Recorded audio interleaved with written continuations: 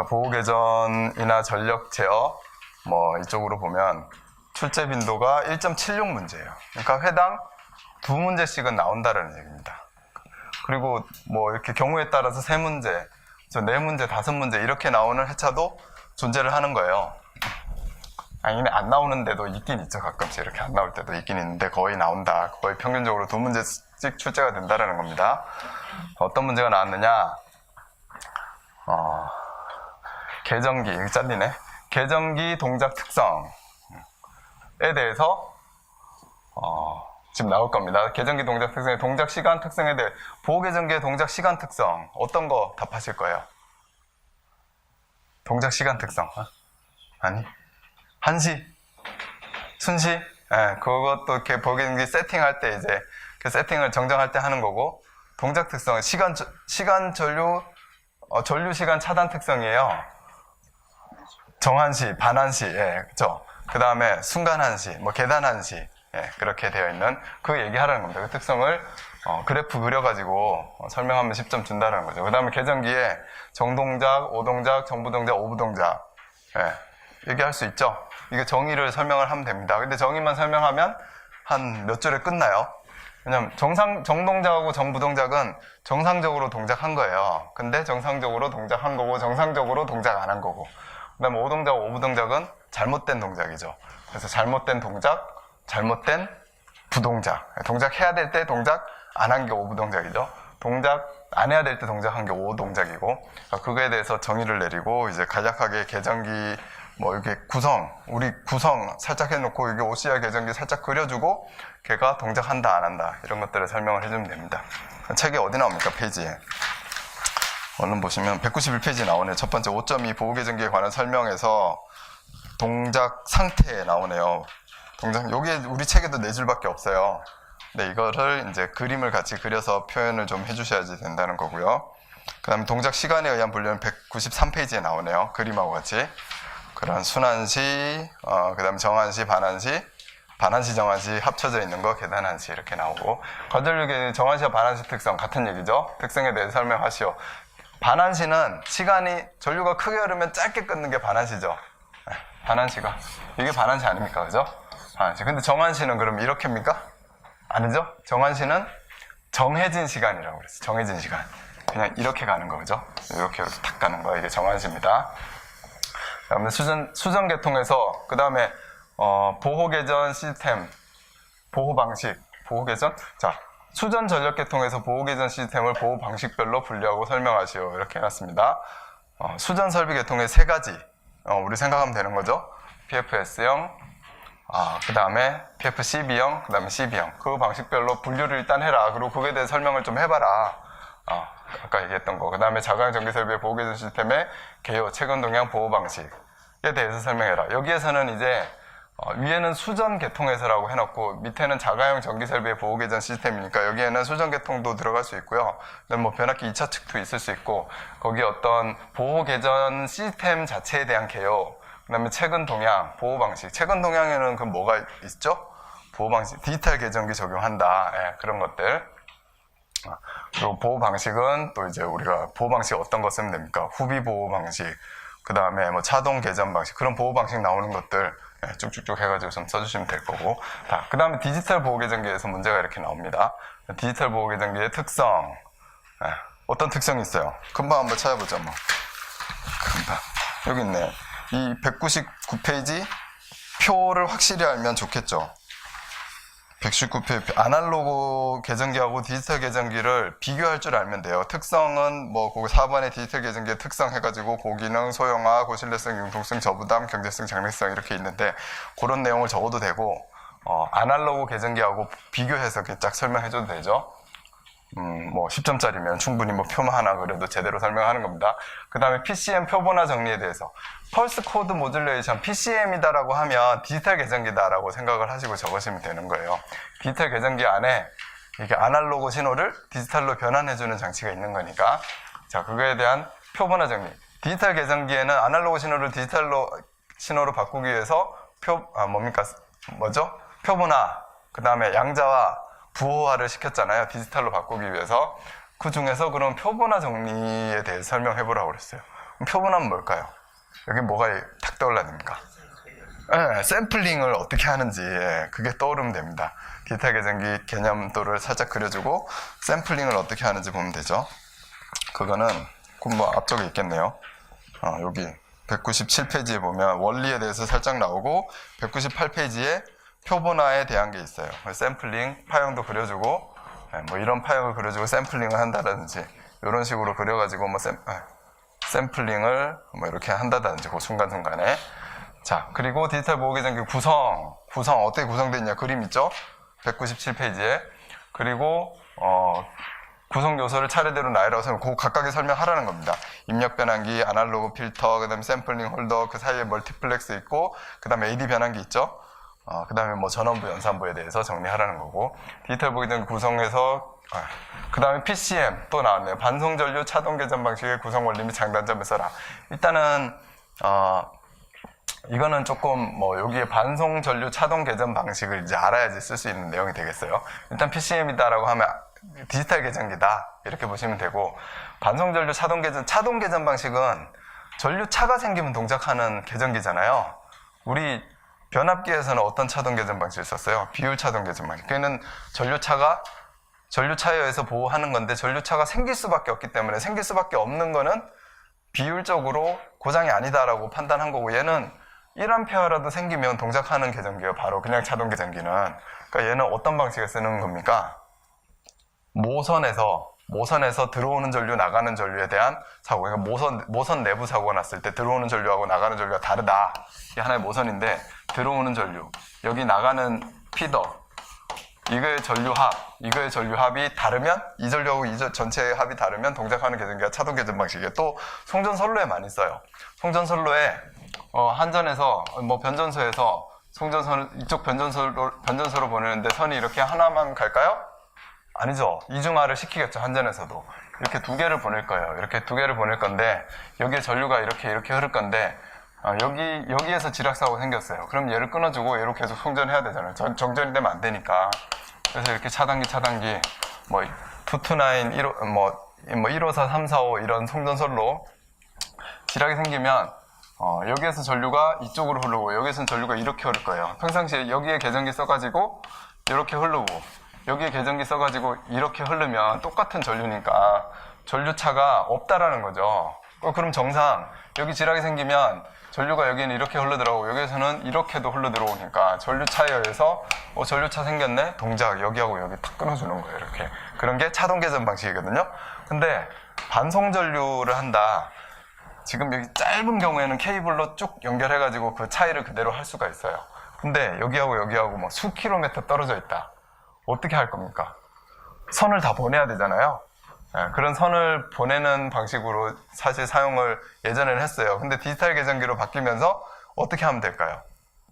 실제로 전류가 흐르는 선을 여기 계정기에서 여기 계정기로 전류가 흐르는 선을 이렇게 다 보내야지 차동 계정 방식을 쓸 수 있는 건데, 이제 전류가 흐르는 선을 보내지 않고 디지털 계정기를 쓰면 신호를 그냥 보내면 돼요. 워낙 여기 지금 몇 암페어 전류가 흐르고 있어요. 그냥 통신으로 착 보내면 된다는 거죠. 그런 게 그러면 반송 전류 차동 계전 방식을 쓰는데 디지털 계정기에서는 어떻게 쓰냐. 이제 응용 문제로 되겠죠. 어떻게 보면. 그러니까 좀 종합적으로 좀 잘 알고 있느냐를 묻는 문제인데 좀 어려울 수 있어요. 처음에 우리 공부하는 사람은. 자, 그 다음에 지능형 수배 전반에 대하여 개요 특징 시스템 구성도 및 집중지역 표시 방식의 기능을 설명하시오. 지능형 수배 전반은 기본적으로 디지털 계정기 쓴 거고, 또 거기에 뭐 하나 더 있다고 그랬습니까? 표시장치. 표시장치 해가지고 이제 모니터로 볼 수 있는 거가 있는 거다라고 했어요. 5.5에 나오는 전자배전반 할 때 제가 그렇게 설명했습니다. 감시반이 있는 거다. 거기에 대해서 뭐 개요 특징 시스템 구성도 이렇게 집중지역 표시장치의 기능 여기 있네요. 기능을 설명하시오. 뭐 자주 나왔습니다. 디지털 보호 계정기는. 그리고 여기도 동작 특성이나 보호 계정 보호 방식에 대해서 간단하게 나오는 거 여기 나눠놨지만 그거 하나로 보시면 돼요.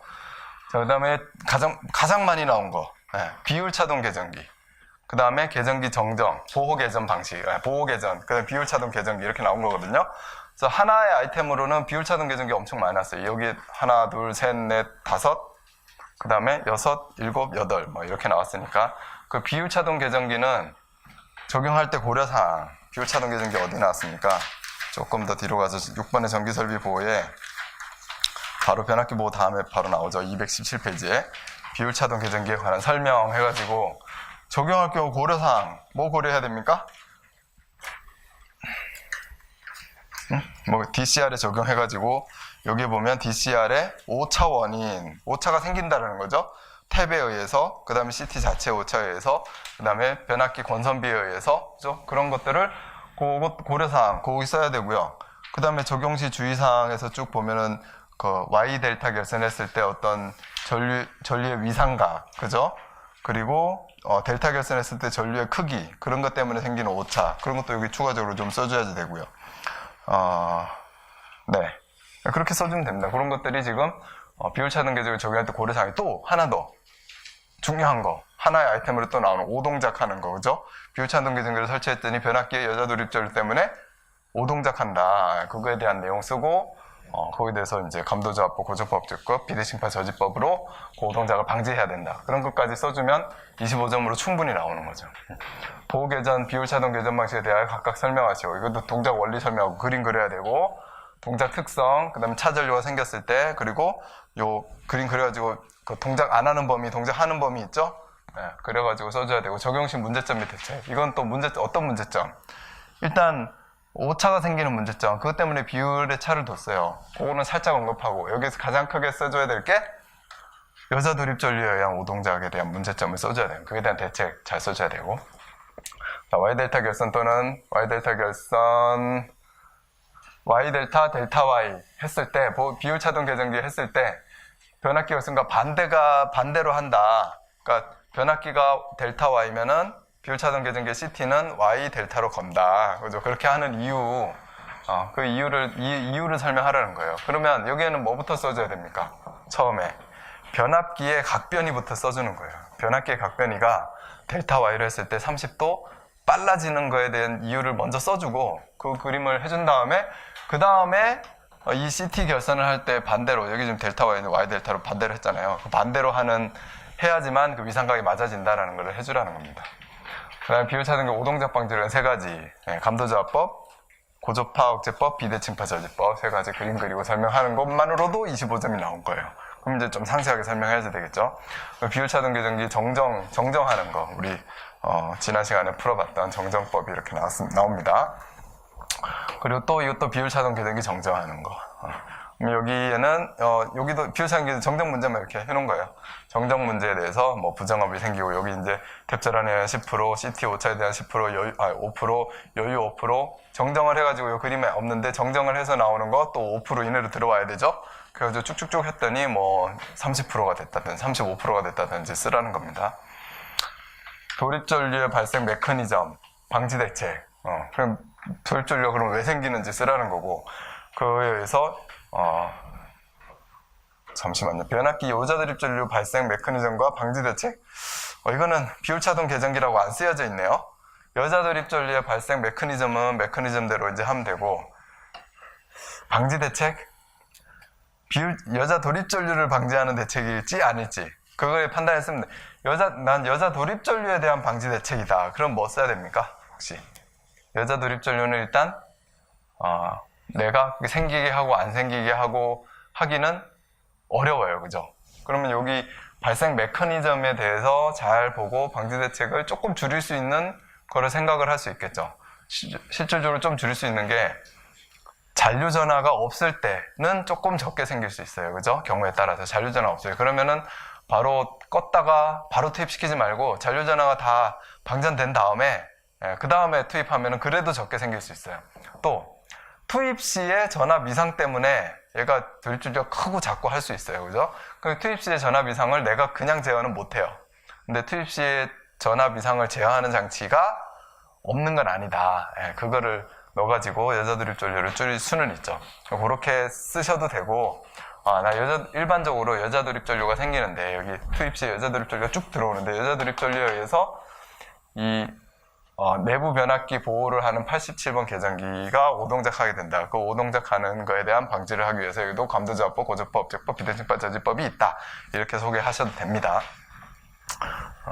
그래서 요거는 경우에 내가 어떻게 보느냐에 따라서 여자 돌입 여자 도립 전류하고 비율차등 계전기일 수도 있고 여자 도립 전류만의 문제일 수도 있겠네요. 그 다음에 지락보호 방식에 대해서 나옵니다. 지락보호 방식.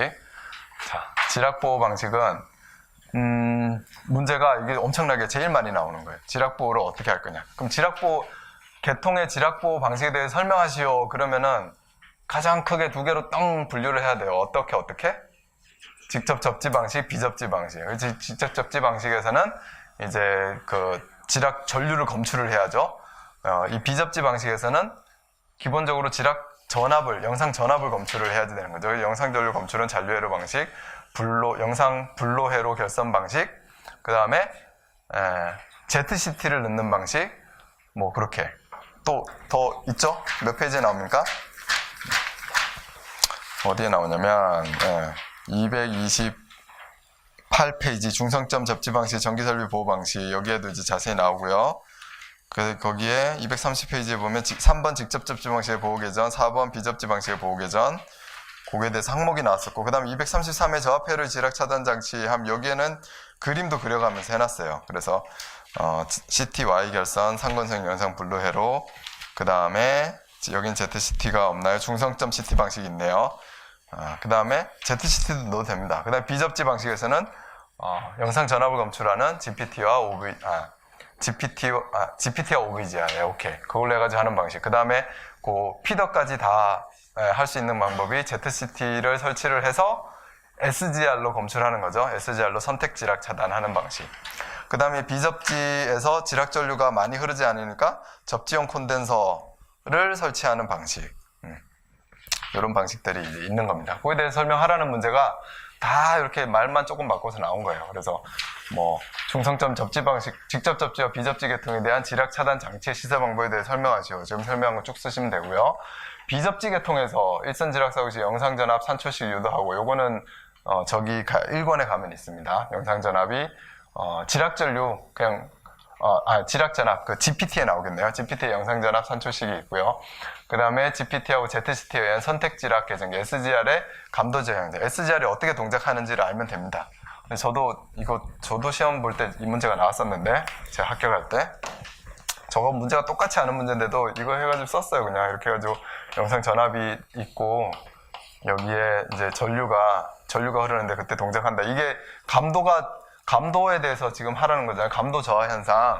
영상 전압이 낮게 뜨면 완전 지락시는 190V 뜨는데 50V 뜰 수도 있고 30V 뜰 수도 있다. 낮게 뜨면 뜰수록 이쪽으로 이렇게 가는 거예요. 계전기 트립될 수 있는 그런 접점이.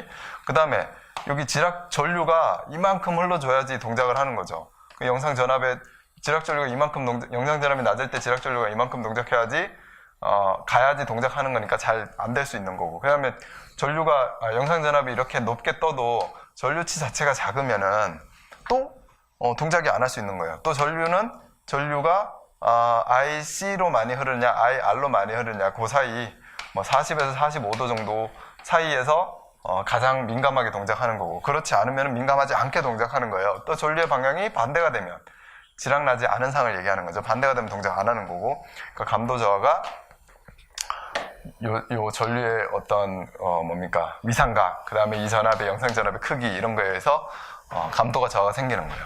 그럼 계통의 GPT는 접지형 변압기는 지락 계통에 한 개 설치하는 겁니까?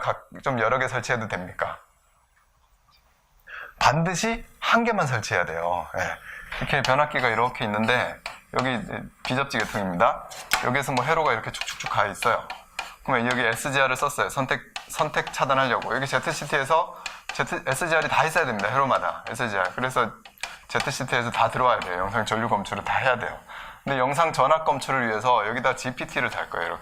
이렇게 해가지고 뭐 1차측 접지를 하고 2차 측에 이렇게 오픈 델타 해가지고 오픈 델타 여기 V0 이 검출을 할 건데 여기 지락이 됐는데 지락 전류가 이렇게 돌아 들어와가지고 이렇게 돌아서 이렇게 갈 거거든요. 그럴 때 지락이 되고 여기에 여기 전압이 어떤 190V 최대 190V 뜨고 뭐 안 뜰 수도 있어요. 작게 뜰 수도 있어요. 근데 이 GPT를 여기도 설치하고 또 이쪽에 가서 여기에도 GPT를 또 설치하면 오픈 델타 해가지고 하고 여기 접지를 이렇게 중상층 접지를 해놓으면 여기 지락전류가 일로도 흘러가고요. 일로도 이렇게 흘러갑니다. 그만큼 이제 감도가 확 떨어져요. 2분의 1로. 그래서 GPT는 반드시 하나만 설치해야 된다라는 얘기. 그 다음에 비접지 3상계통에서 접지 콘덴서, 접지형 콘덴서 쓰는 방식에 대해서 설명해라 라는 거고요. 그리고 제가 시험에 나왔던 거 103에 나왔네. 얘도 103에 나왔네. 여기 이거 영상 전압에 미치는 영향에 대해서. 제가 합격했을 때가 103이에요.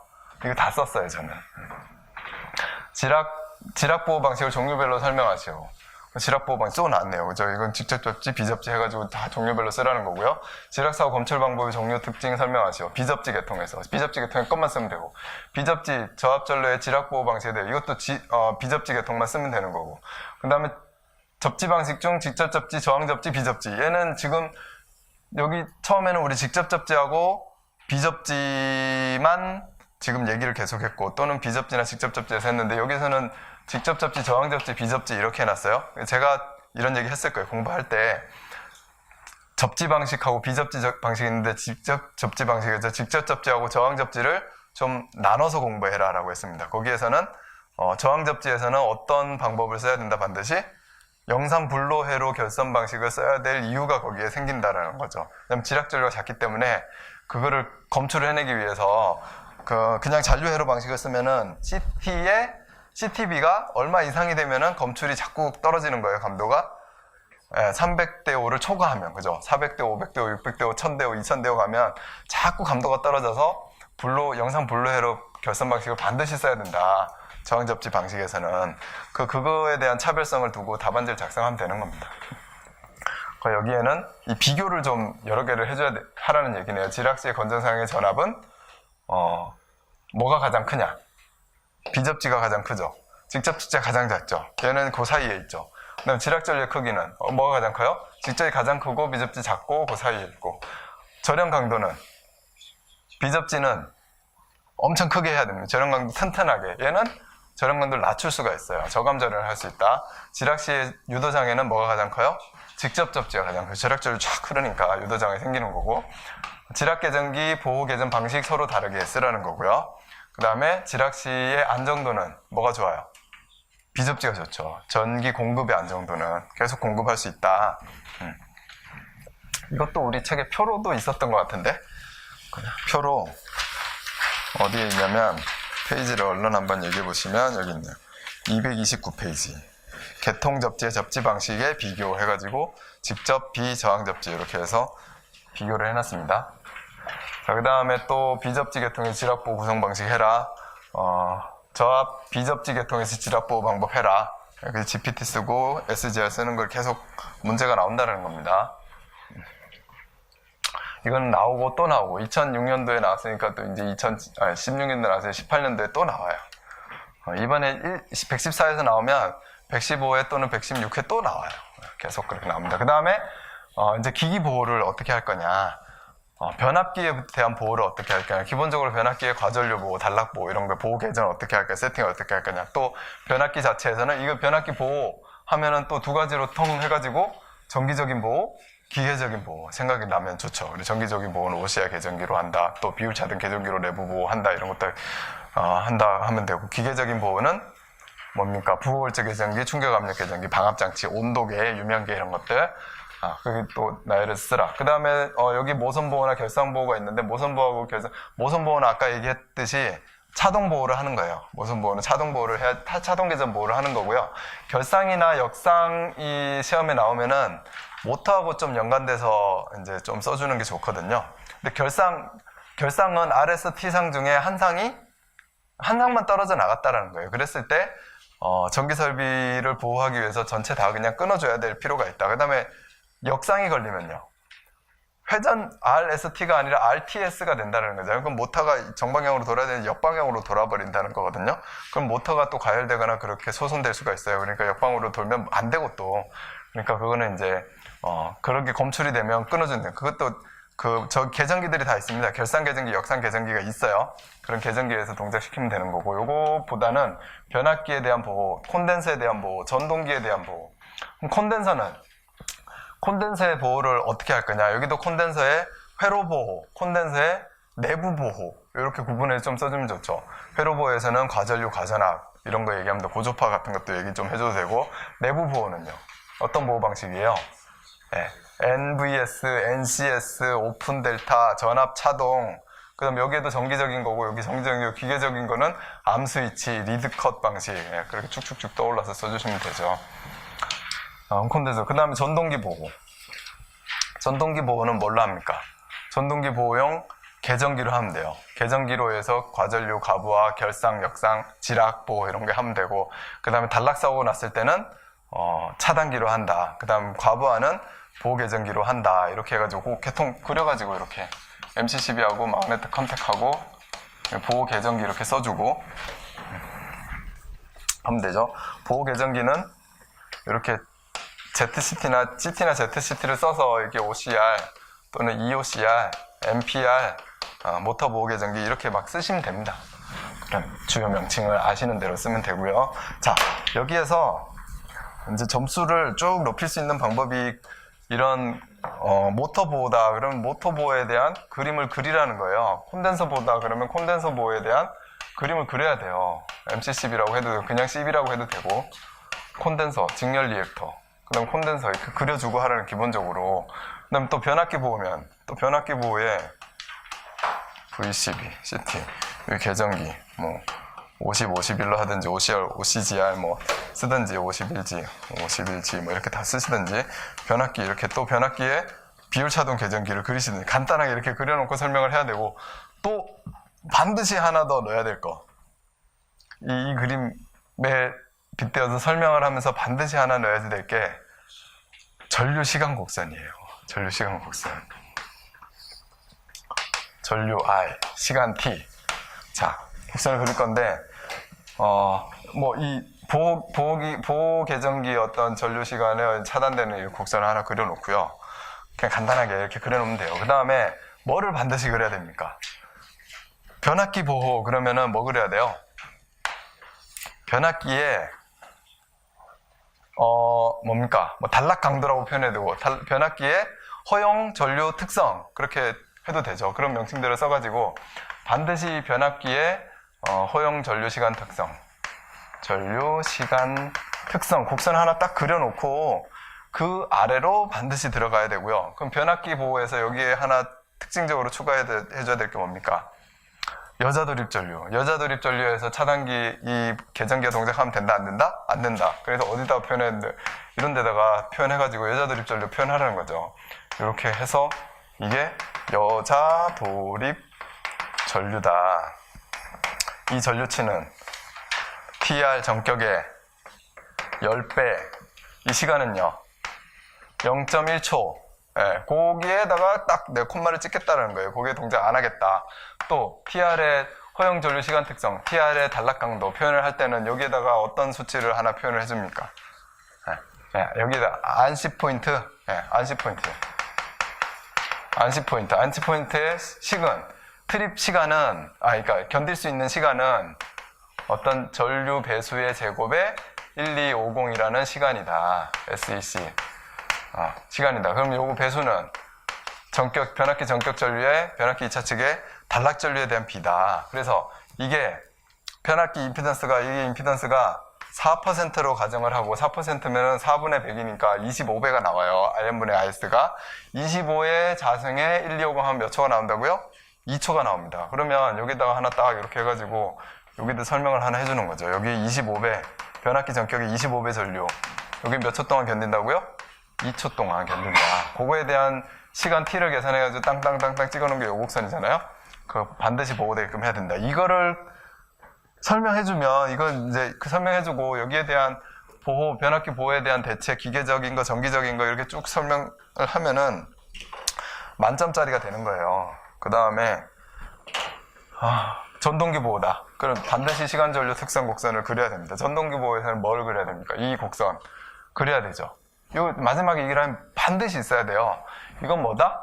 전동기의 전류시간 특성 곡선이에요. 허용 전류시간 특성 곡선. 그러니까 전동기가 얼만큼 큰 전류에 몇 초 동안에 전동기에 견딜 수 있는 전동기냐 딱 그려놓고 반드시 전동기를 보호해야 되니까 전동기 보호용 EOCR, MPR은 이런 곡선을 반드시 가져야 된다는 거죠. 그 아래쪽으로 요 전동기가 견딜 수 있는 시간보다 더 안쪽으로, 더 빠른 쪽으로 가야 되고, 여기 전동기에서는 뭘 하나 또 그려줘야 됩니까? 전동기에 기동돌입전류, 기동전류를 그려줘요.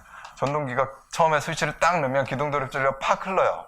그 다음에 기동전류가 슉 생기고 몇 초 동안, 뭐 5에서 10초 동안 6배, 최대 뭐 7배에서 쭉 줄어들겠죠. 쭉 해가지고 이렇게 갈 겁니다. 그리고 계속 이제 전격으로 돌아가는 거예요. 이게 전동기 전격 전류고, 전동기 기동 전류고, 전동기 기동 돌입 전류고, 전동기 기동 돌입 전류에서 순시 차단하면 안 되는, 위로 뜨면 되겠죠. 이 기동 전류가 여기 전동기용 EOCR 곡선 안쪽으로 이렇게 들어오면 되는 거예요. 그 전동기 기동 전류, 기동 돌입 전류를 쓰주라는 거죠. 여기도 수치로 써주면 더 좋아요. 기동 돌입 전류는 기동전류는 몇 배? 7, 최대 7배, 6에서 7배 이렇게 해주면 되고, 시간도 뭐 10초 정도 해주시면 되고, 기동 돌입전류는 몇 배예요? 얘는 기동전류의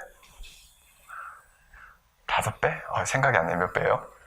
전격전류의 뭐 20배 이렇게 얘기하는 데도 있고, 기동전류의 5배 이렇게 된 책도 있어요. 자, 그렇게 해가지고 그런 수치 책에서 본 걸 기억해가지고 여기다가 설명을 해주시면 더 훨씬 좋죠. 그 다음에 콘덴서다. 그럼 여기에 콘덴서가 견딜 수 있는 요 라인 있고요. 여기 보호협조 곡선 그리고요. 콘덴서에서는 뭐 표현해줘야 돼요?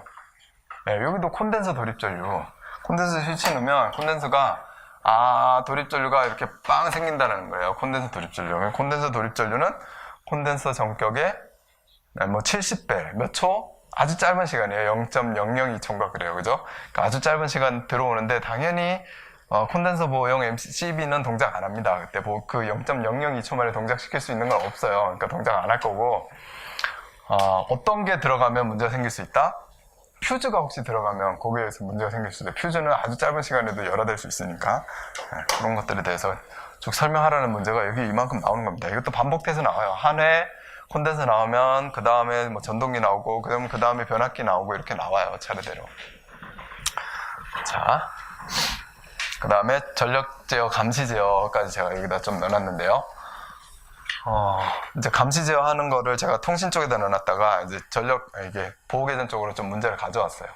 가져와가지고 여기에 PLC, 프로그램 뭡니까? 로직 컨트롤러. 자동 운전 하는데, 여기에서 상태 감시도 하지만 보호에 대한 감시도 하는 거잖아요. 내가 지령도 또 수동으로 내릴 수도 있고, 그런 감시 제어에 대해서 같이 공부를 좀 해줘야 된다. 감시 제어를 하는 이유, 그 다음에 감시 제어를 하는 구성, 그게 어디에 나옵니까? 감시 제어.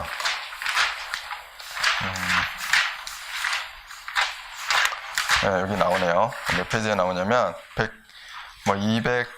204페이지 집중제어 분산제어 나오고, 207페이지에는 5.7의 원방제어 스카다에 대한 거 나오고, 여기에 대한 구성도 정도 하나 그려주고, 여기에 들어가는 구성도에 대한 설명 좀 해줄 줄 알면, 감시제어가 문제가 작게 나오는 게 아니어서 그렇습니다. 그래서 우리가 통신 쪽은 제가 공부하는 거에 대해서 조금 나중에 해라 이렇게 얘기하는데, 그리고 사실 안 해도 되고, 안 해도 합격하니까 나중에 하세요. 제가 나중에 하세요라고, 통신 쪽은 나중에 하세요라고 사실 말씀드리는데요.